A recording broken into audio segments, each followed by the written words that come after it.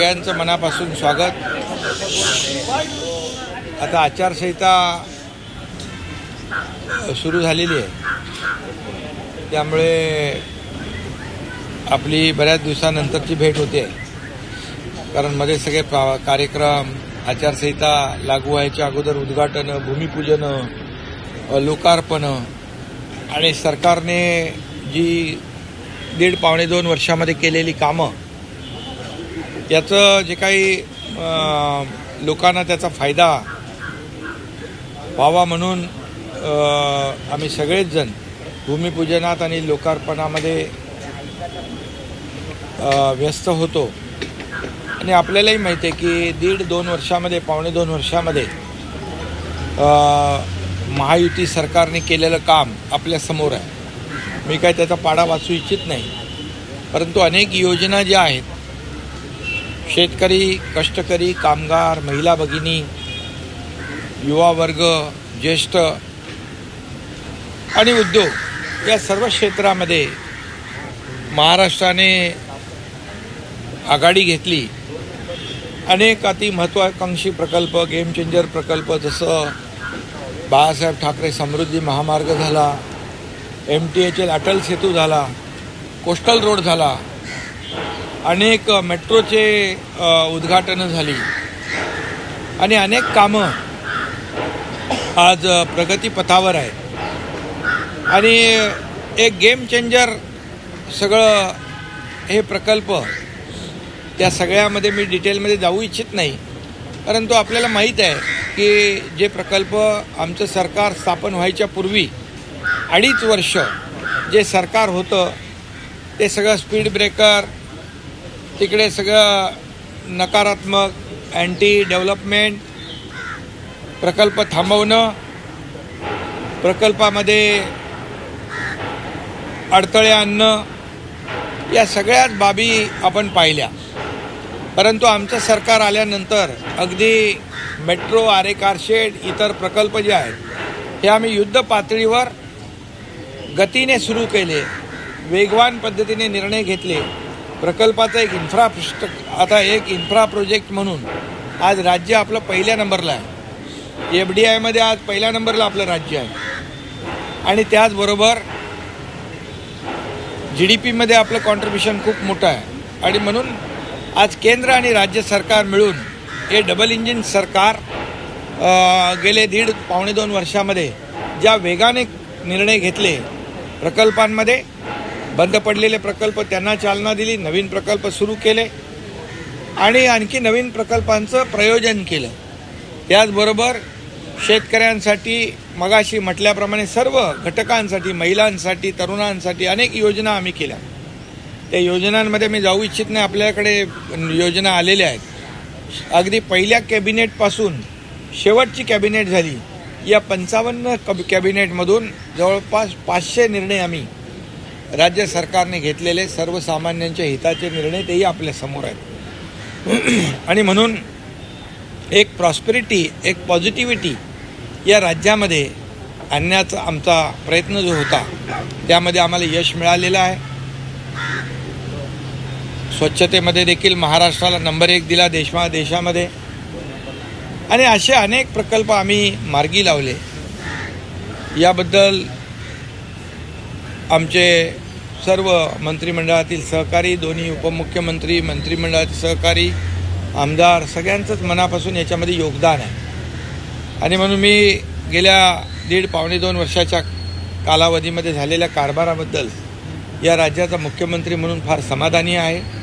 लोकांमध्ये एक सरकारच्या बाबतीमध्ये एक पॉझिटिव्ह परसेप्शन तयार झालेलं आहे। एक ॲक्सेसेबल सरकार आणि प्रो पीपल सरकार, प्रो ॲक्टिव्ह सरकार, अशी जी काही सरकारच्या बद्दल एक भावना आणि परसेप्शन लोकांमध्ये क्रिएट झालेला आहे, यासाठी नक्कीच याचा फायदा आम्हाला येणाऱ्या आणि लोकसभेच्या निवडणुकांमध्ये नक्की होईल। कारण आम्ही कुणाची उणीधुनी काढण्यापेक्षा डेव्हलपमेंटला महत्त्व देतो। कारण डबल इंजिन सरकार म्हणतो, केंद्राने, मोदी साहेबांनी देखील अनेक प्रकल्पांची भूमिपूजन, उद्घाटनं केली। आम्ही बोलवले, त्यांना निमंत्रण दिलं की तात्काळ त्यांनी त्याला होकारही दिला। कारण हे राज्याच्या नागरिकांसाठी जनतेसाठीच महत्त्वाचे प्रकल्प होते आणि म्हणून हे डबल इंजिनचं केंद्राने देखील पूर्ण पाठबळ आम्हाला दिलं गेले 1.5-2 वर्षांमध्ये.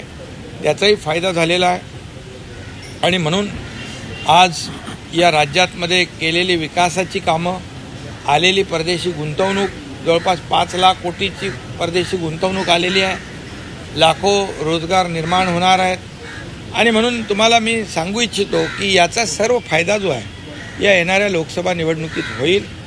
एक जे लोकांना हवं ते देण्याचा आम्ही निर्णय घेतलेला आहे आणि म्हणून मी महाराष्ट्रातल्या जनतेला देखील मनापासून शुभेच्छा देतो की त्यांनी अतिशय कमी कालावधीमध्ये आमच्या सरकारवर विश्वास ठेवला आणि प्रेमही दिलं, आशीर्वादही दिले. काल राहुल गांधी यांनी मुंबईमध्ये सभा घेतलेली आहे. एनडीए सरकारवरती, महायुती सरकारवरती त्यांनी टीका केलेली आहे. ठाण्यामध्ये देखील त्यांनी रोड शो केलेला आहे. देशभरातले त्यांचे म्हणजे काँग्रेस आणि इंडिया आघाडीचे अनेक नेते तिथे उपस्थित होते. खरं म्हणजे कालची सभा एक फॅमिली गॅदरिंग होती असं म्हटलं तर वावगं ठरणार नाही. आणि एक काय ते कहावत आहे, भानुमती का कुनबा, कहीं से इटे कहीं से रोडे, भानुमती का कुनबा उसे तयार होता है. म्हणजे सगळे नैराश्य चेहऱ्यावर असलेले लोक, कोणी उत्तर प्रदेशमधून, कोणी काश्मीरमधून, कोणी बिहारमधून जे तडीपार झालेत, हद्दपार लोकांनी केले, ते सगळे एकत्र आले होते काल. आणि एकंदरीत पाहिलं तर त्यांच्या चेहऱ्यावर साफ दिसत होतं की एक धरून बांधून आणलेले लोक असतात ना, तशा प्रकारचे आज त्या ठिकाणी लोक पाहिले. दुर्दैव आहे.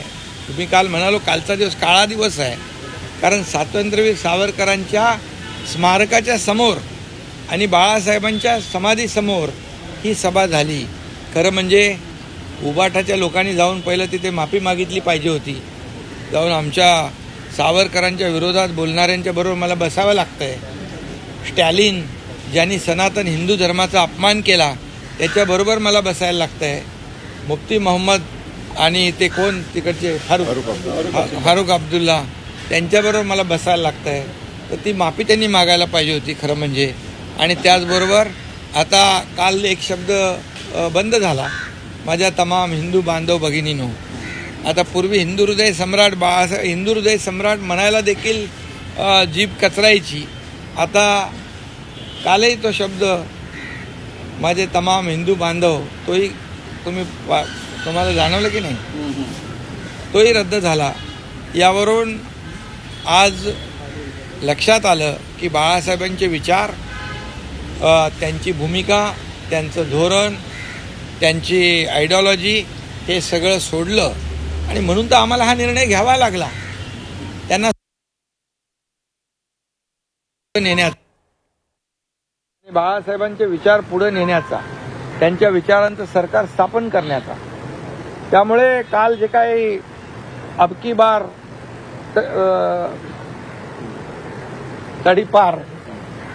तडीपार आता स्वतः त्यांना तडीपार या महाराष्ट्रातल्या शिवसैनिकांनी केलंय, जनतेने केलंय 1.5-2 वर्षापूर्वी. आणि आता जे इतर राज्यातून तडीपार झालेले लोक इथं आले ते मोदीजींना कसं काय तडीपार करू शकतात? 50-60 वर्षात जे झालं नाही काँग्रेसच्या सरकारमध्ये ते 10 वर्षामध्ये नरेंद्र मोदीजींनी करून दाखवलं आणि त्याचा प्रत्येक परिचय आपल्या समोर आहे. आज प्रकल्पांच्या माध्यमातून, विकासाच्या माध्यमातून, अर्थव्यवस्थेच्या माध्यमातून या देशाची अर्थव्यवस्था 11व्यावरून 5व्यावर आणली, आता 3ऱ्यावर आणण्याचा त्यांचा निर्धार आहे. $5 ट्रिलियन इकॉनॉमीचा त्यांचा निर्धार आहे. गरिबी हटाव काही लोक म्हणायचे, गरिबी तर हटली नाही पण गरीब हटले. परंतु मोदीजींनी 25 कोटी लोकांना दारिद्र्य रेषेच्या वर काढलं. आज गरिबाच्या उपाशी राहता कामा नये म्हणून 80 कोटी लोकांना कोविडमध्ये घेतलेला निर्णय जो होता अन्नधान्य मोफत देण्याचा, तो पुढचे 5 वर्ष कायम ठेवला. हे मोदीजींचं काम आहे. आणि म्हणून आज जे काही तिकडे परिस्थिती होती अतिशय म्हणजे विश्वास गमावलेला विरोधी पक्ष कुठला इंडिया काय ते इंडिया अलायन्स इंडिया नाही INDIA इंडिया अलायन्स विश्वास गमावलेला विरोधी पक्ष ना त्यांच्याकडे नेता ना त्यांच्याकडे नीती ना त्यांच्याकडे काही अजेंडा आणि म्हणून आज इकडे मोदीजींच्या समोर एक मोदी द्वेष फक्त त्यांच्या भाषणातून दिसत होता फक्त आणि फक्त व्यक्तिद्वेष दुसरं काही नव्हतं. अरे ज्या मोदीजींनी देशाला एवढ्या उंचावर घेऊन गेले त्यांच्या विरोधात तुम्ही जेव्हा 2014ला तुम्ही चौकीदार चोर म्हणालात 2019ला आणखी काहीतरी म्हणालात. लोकांनी तुम्हाला तुमची जागा दाखवली आणि यावेळेस देखील जनतेने ठरवलेलं आहे की यांच्याकडे साधा पंतप्रधान पदाचा उमेदवार देखील जाहीर करू शकले नाहीत. ते एक दुसऱ्याकडे पाहतात. राहुल गांधी यांनी त्यांच्या कालच्या भाषणामध्ये शक्ती हा शब्द प्रयोग वापरला. त्यावरनं नाराजी जी आहे ती व्यक्त केली जात आहे. त्यांना शक्ती असं म्हणतात. CBI ED यांची शक्ती जी आहे ती वापरली जाते. ITची शक्ती वापरली जाते. मात्र शक्ती या शब्दावरनं काही नाराजी जी आहे नाही त्यांनी हिंदुत्वाची शक्ति म्हटलंय. हिंदू धर्म की शक्ति. हिंदू धर्म की शक्ति मतलब क्या? ये हमारी 3.5 शक्तिपीठ जो है महाराष्ट्र में वो हमारे देव देवताओं की शक्ति हमारी नारी शक्ति हमारी भारत माता की शक्ति ये सब शक्ति को समाप्त करेंगे वो. इतनी बड़ी ताकत है उनके पास. ये इसका जवाब जो है हमारी नारी शक्ति हमारी महिला शक्ति हमारी सब माता बहनें निश्चित रूप से उनको आने वाले चुनाव में उनकी जगह दिखाएंगे. थाने के बारे में आपने कहा इतना बड़ा नेशनल लीडर थाने में 500 लोग नहीं थे. पूरा फ्लॉप शो हो गया. उसका वीडियो देखो आप क्या बोल रहे. बहुत बड़ी सभा हो गई रैली. मुंब्रा में तो 4-5 लोग भी नहीं थे. सब गाड़ियां थी. एक नेता तो किसी को मार भी रहा था गर्दी भीड़ नहीं हुई करके. अरे ये देखा कि नहीं आप लोगों ने. शक्ति के ऊपर प्राइम मिनिस्टर नरेंद्र मोदी ने कहा है कि काफी शॉकिंग है. शक्ति के ऊपर ऐसा बयान किया गया है राहुल गांधी के द्वारा और बाळासाहेब ठाकरे की आत्मा को बहुत दुख पहुंचेगा. ये बयान उन्होंने शिवाजी पार्क में दिया है. Prime minister Narendra Modi. सही बात है उनकी. मैंने जैसे कहा हमारे देव देवताओं की शक्ति है. हमारे जो महिला शक्ति है हमारी नारी शक्ति है हमारी भारत माता है. ये हमारी शक्तिपीठ है. और इस शक्ति के बारे में उन्होंने जो भाषण में उन्होंने कहा है हिंदू धर्म की शक्ति. आज अयोध्या में राम मंदिर बन गया. ये शक्ति है और ये हिंदू धर्म की शक्ति खत्म करने वाला अभी तो जमीन पे पैदा नहीं हुआ है. और इसलिए आदरणीय प्रधानमंत्री जी ने जो कहा है सच है कि इनको आने वाले चुनाव में ये शक्ति उनकी जगह दिखाएंगे और निश्चित रूप से उनको उसका भुगतान करना पड़ेगा. काश्मीरमध्ये होऊ देणार नाही असं सांगितलंय. उमर अब्दुल्ला यांनी महाराष्ट्र सदन काश्मीरमध्ये होऊ देणार नाही असं सांगितलेलं आहे. ऑक्टोबरमध्ये विधानसभा निवडणुका होती त्यावेळेला आम्ही कसं होतं ते पाहू असं त्यांनी म्हटलं. मग हेच तर दुर्दैव आहे की जे भक्त आपले अमरनाथ यात्रेला जातात. अमरनाथ यात्रेला जाणारे यात्रेकरूंसाठी मी स्वतः तिकडच्या राज्यपालांना विनंती केली की इकडे महाराष्ट्र भवन पाहिजे. ते त्यांनी मान्य केलं आणि फारूक अब्दुल्ला म्हणतात मैं नहीं होने दूंगा. किती द्वेष आहे. ये द्वेष हे उबाटो को मान्य आहे. हे ना मान्य आहे. त्यांच्या मांडीला मांडी लावून बसले. महाराष्ट्र भवन होऊन देणार नाही आणि त्यांच्या बाजूला बसता. हे काय. हे किती लांछनास्पद आहे. किती दुर्दैवी आहे. उद्धव ठाकरे यांना 5 मिनिटं काल भाषण करण्यात आलं त्यावर देखील टीका होती. आपली काय प्रतिक्रिया. नाही त्यांना जे 5 मिनिटं दिली यावरून त्यांची पत जी आहे उदय त्यांची पत जी आहे ना 5 मिनिटं भाषण करायला दिली. त्यांची पत जी आहे ती त्या कालच्या सभेमध्ये दिसली. आता त्यांच्याकडे आमदार खासदार शिवसेना नाही आहे. त्यामुळे त्यांच्या पक्षाच्या ताकदीप्रमाणे त्यांनी दाखवलं. जिथं बाळासाहेब शिवतीर्थावरून भाषण करायचे देशाला मार्गदर्शन करायचे देशाला दिशा द्यायचे ती कालची केविलवाणी परिस्थिती पाहिली आम्ही. शिंदे सर मल्लिकार्जुन खरगे यांनी एक विधान केलं की तुमच्या नेतृत्वाखाली काही जे आमदार गेले किंवा अजितदादांच्या नेतृत्वाखाली आमदार जे गेले ते केंद्रीय यंत्रणांच्या दबावाखाली गेले. राहुल गांधीचाही तो दूर होता आणि जे गेले त्यांना कदापि माघारी घेऊ नका, त्यांचा पराभव हा निश्चित आहे, अशा स्वरूपाचं वक्तव्य होतं. त्यांनी एकदा असंही वक्तव्य केलं होतं. त्यांना विचारलं होतं अभी देश में सत्ता आपकी आएगी, क्या क्या होगा, तर ते म्हटले होते बकरीद में बचेंगे तो मुहर्रम में नाचेंगे. ते जरा तपासून घ्या. हे खारगे त्यामुळे त्यांच्या स्वतःवरच विश्वास नाही. ते आमच्याबद्दल कशाला काय बोलण्याची गरज आहे. अरे आम्ही छाती ठोकपणे गेलो, आम्ही बोलत गेलो, लपून छपून नाही गेलो. बाळासाहेबांच्या विचारांची भूमिका घेऊन पुढे गेलो आम्ही. असे भूमिका बदलणारे आम्ही नाही सत्तेसाठी खुर्चीसाठी. शिवसेनेला एकेकाळी अच्युत मानणारे खरगे काँग्रेस आज त्यांचे गळाभेट करतात. हे पॉलिटिकल कॉम्प्रोमाइज आहे, तडजोड.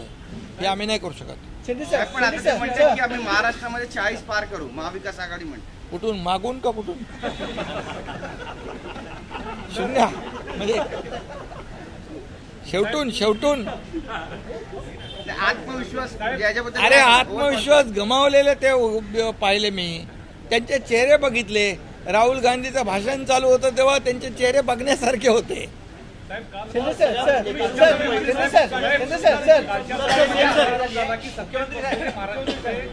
लीडर नाही तर ते डीलर आहेत असा तुमच्यावर आरोप केला गेलाय सगळ्या सत्ताधाऱ्यांच्यावर. या संदर्भात तुम्ही काय सांगा? आम्ही खरंच डीलर आहोत.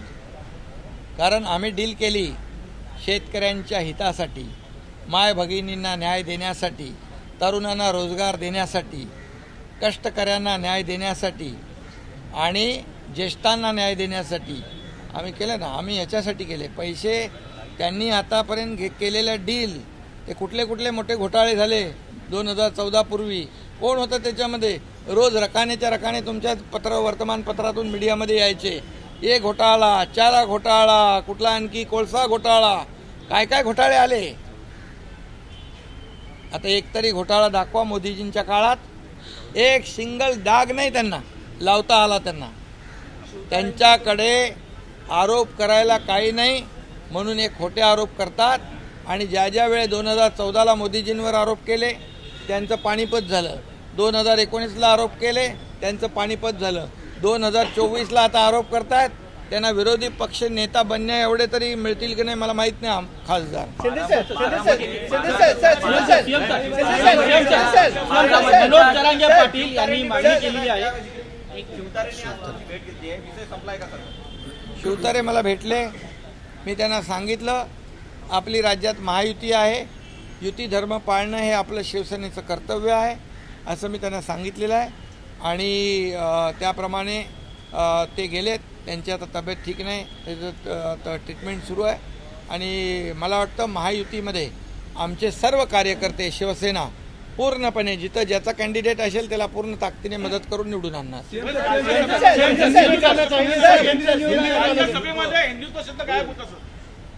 अरे हिंदू द्वेष्टे सगळे होते ना तिकडे.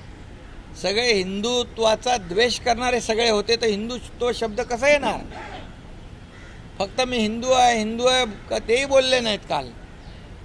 गर्व से कहो हम हिंदूचं गेलं, परंतु हिंदू शब्द बोलायला देखील काल हिंमत झाली नाही. त्यामुळे हिंदुत्ववादी पक्ष म्हणण्याचा नैतिक अधिकार त्यांना राहिलेला नाही. राहुल गांधी ने कल जो बोला था कि राहुल गांधी ने बोला था कि हिंदुओं को लेकर शक्ति, उसको लेके बाद उनके नेता मल्लिकार्जुन खरगे ने डैमेज कंट्रोल करने की भी कोशिश की. तो क्या राहुल गांधी तैयार करके नहीं कोई आते हैं या जानबूझ के विवादित वाला बयान देते हैं? क्या लगता है सर उसको? जो हौज से गई वो बुन से नहीं आती है.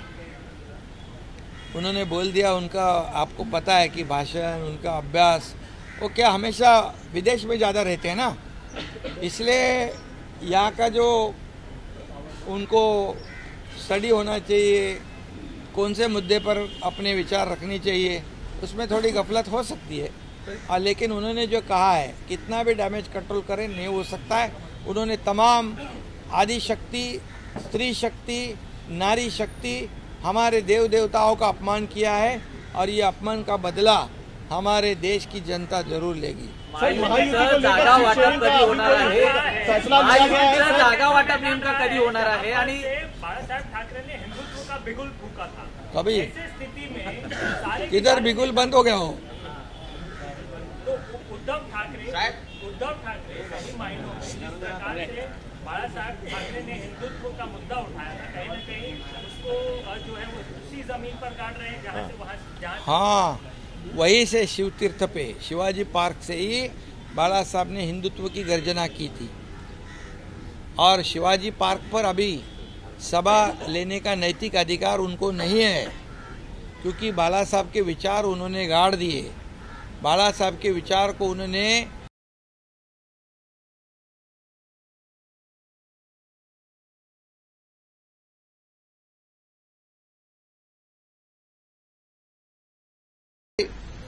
जॉइंट वेंचर में दुकान चालू किया है इन्होंने।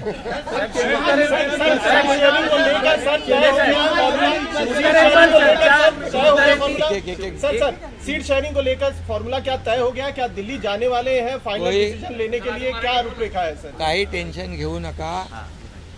जागा वाटप समन्वयाने आणि सन्मानजनक होईल। महायुतीमध्ये कुठलाही विवाद नाही, काही चिंता करू नका। योग्य वेळी निर्णय होईल आणि आपल्याला मी पुन्हा एकदा सांगतो की या राज्यामध्ये 45 पारचा आकडा या राज्यात महायुतीचा येईल आणि मोदी साहबांचे हाथ मजबूत होतील। आपको बताता हूँ, हिंदी में बताता हूँ, ये सीट शेयरिंग की बात की लेकर कोई चिंता नहीं है। सम्मानजनक निर्णय होगा, समन्वय से निर्णय होगा और मैं दावे के साथ कहता हूं कि ऐसे माहौल में जब विपक्ष तो पूरा सो गया है, विपक्ष तो पूरा कॉन्फिडेंस लूज किया है उन्होंने, उनके उसमें तालमेल नहीं है। अपन म्हणतो ना कोणाचाच पायपूस कोणामध्ये नहीं, तालमेल नहीं है। वो एक दूसरे के ऊपर क्या बोलते हैं उसको, विश्वास नहीं है, एक दूसरे के ऊपर संदेह है उनके दिल में, ये क्या करेगा वो क्या करेगा। ऐसे परिस्थिति में जो 1.5-2 साल में हमने जो काम किया है, इस राज्य का विकास किया है और केंद्र में मोदी जी ने 10 साल में काम किया है, उसका पूरा जो आज इस चुनाव में नतीजा आपको दिखेगा और 45 से ज़्यादा सीटें महाराष्ट्र से आएगी और मोदी जी ने कहा है कि अब की बार 400 पार निश्चित रूप से आंकड़ा होगा। पहिली यादी कधी जाहीर होणार साहेब? लोकसभा की सीटें जो है वो कॉम्प्रोमाइज करेंगे? नहीं, मैंने अभी कहा ना कि समन्वय और सम्मानजन, क्योंकि महायुति है हमारी और हमारे में अच्छी तरह से अंडरस्टैंडिंग है और एक दूसरे को हम लोग साथ लेकर चलने वाले लोग हैं और हमारा टारगेट यही है कि मोदी जी को फिर से बड़ी ताकत से प्रधानमंत्री बनाएंगे और निश्चित रूप से 400 का पार पूरा आंकड़ा जो है पार होगा। राज ठाकरे क्या महायुति में शामिल हो रहे हैं? एमएनएस की मीटिंग हो रही है लगातार, क्या राज ठाकरे एमएनएस महायुति में शामिल हो रही है? एनडीए में राज ठाकरे जी अभी हमारे एक विचारधारा वाले हैं, एक ही विचार के लोग हैं हम लोग सभी लोग, और इसलिए निश्चित रूप से योग्य निर्णय होगा। मनोज जरांगे पाटील यांनी मराठा आंदोलनावरती जे राजकीय गुन्हे दाखल झाले ते मागे घेण्याची मागणी केलेली आहे, त्या संदर्भात कारवाई काय कुठपर्यंत आलेली आहे? मी याच्यावर परवाच्या दिवशी पण बोललो की आपण त्यांच्या मागणीप्रमाणे जस्टिस शिंदे कमिटी आपण गठीत केली, ते काम सुरू आहे। मराठा आरक्षण 10% आपण देण्याचा निर्णय घेतला होता जाहीरपणे आणि तो विशेष अधिवेशन घेऊन आपण 10% आरक्षण दिलं। ते आरक्षणाचा लाभ मराठा समाजातल्या तरुणांनी जास्तीत जास्त घेतला पाहिजे। आता पोलिसांची भरती सुरू आहे, त्याचा फायदा त्यांना होईल। कोर्टामध्ये काही लोक गेले होते, परंतु कोर्टाने त्याला स्टे दिला नाही। सरकारने राज्य हायकोर्ट आणि सुप्रीम कोर्टमध्ये कॅवेट फाईल करून ठेवलेला आहे। त्यामुळे मराठा आरक्षण आम्ही म्हणत होतो की मराठा आरक्षण टिकणारं कायद्याच्या चौकटीत बसणारं आरक्षण आम्ही देणार आणि आम्ही शब्द पूर्ण केलेला आहे, शपथ पूर्ण केलेली आहे आणि कुणबी प्रमाणपत्र देण्याचं काम सुरू आहे. आणि त्याचबरोबर जे गुन्हे दाखल आहेत हे गुन्हे दाखल करण्याचे जसं जे आम्ही त्यांना नोटिफिकेशन जे आहे कुणबीचं सगळे सोयरेंचं त्याला जे 8 लाख ज्या हरकती आलेल्या आहेत त्याच्या बाबतीमध्ये स्क्रुटिनी सुरू आहे, छाननी सुरू आहे. तसंच या बाबतीत देखील जे गुन्हे म्हणजे नॉन सिरियस आहेत, लोकशाहीमध्ये आंदोलन घेतलं आहे, सभा घेतल्यात, रॅली काढलेल्या आहेत, त्यामध्ये काही गुन्हे दाखल झालेत, काही रस्ता रोकोमध्ये गुन्हे दाखल झालेत. हे पहिल्या टप्प्यामध्ये त्याची स्क्रुटिनी सुरू आहे आणि सरकार पूर्ण सकारात्मक आहे. ते जे नॉन सिरियस गुन्हे आहेत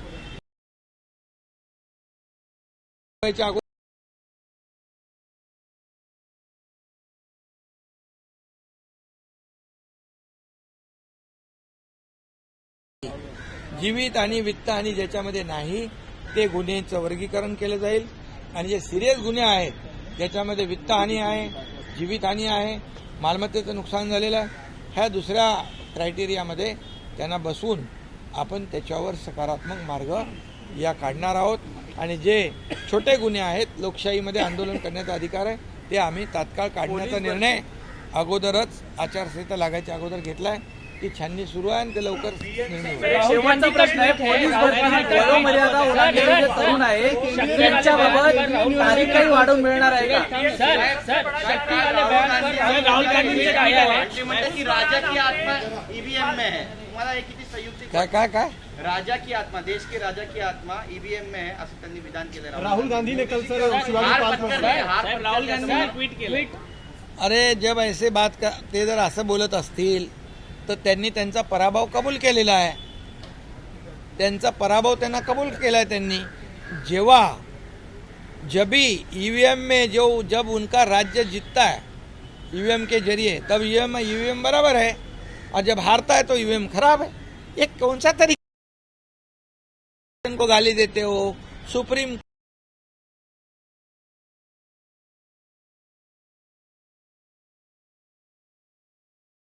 हित में फैसला होता है तो वो एजेंसी अच्छी है.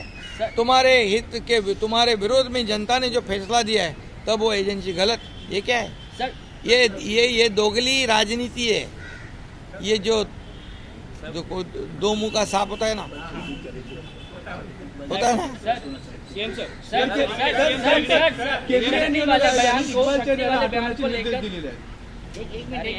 ते तपासून घेऊ आपण आणि निवडणूक आयोगाचा आधार आम्ही राखणार आहोत. शक्ति वाले बयान को लेकर राहुल गांधी ने ट्वीट किया है. उन्होंने कहा कि मोदी जी को मेरी बातें अच्छी नहीं लगती, किसी ना किसी तरीके से उन्हें घुमाकर वो उसका गलत अर्थ निकालते हैं और बदलने की कोशिश करते हैं, क्योंकि उनको पता है कि मैंने गहरी सच्चाई बोली है. जिस शक्ति का उल्लेख उन्होंने किया है, जिस शक्ति से हम लड़ रहे हैं, उस शक्ति का मुखौटा मोदी जी हैं. देखो ये आप आज बोलने से क्या फायदा है?